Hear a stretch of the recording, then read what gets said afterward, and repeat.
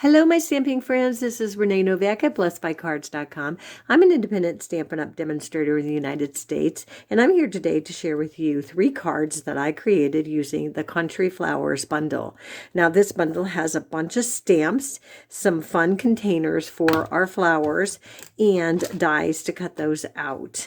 If you watch my videos before, then you know that I like to put my dies on a little magnetic sheet, and this is a little bit different. I used to get those vent covers at Home Depot, but I recently discovered that these are garage door magnetic decorative things, and so you can get those on, I believe Amazon is where I got them. I can link those in the description for you. And so that is what I used.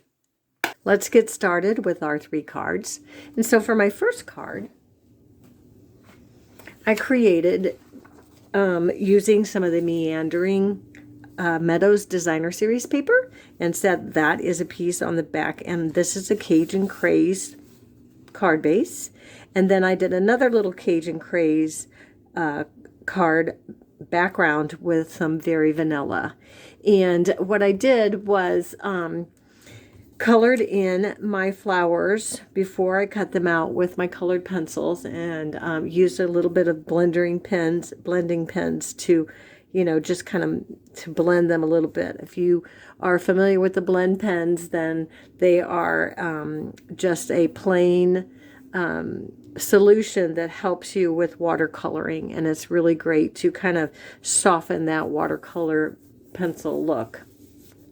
And all of the supplies and all the measurements will be on my blog at blessedbycards.com in a free project sheet download. But the just a note is from the Simply Said stamp set, and that is a new stamp set. So card number 2 is a Cherry Cobbler, and I used a piece of Smoky Slate and the cane weave embossing folder to kind of pop that background up a little bit.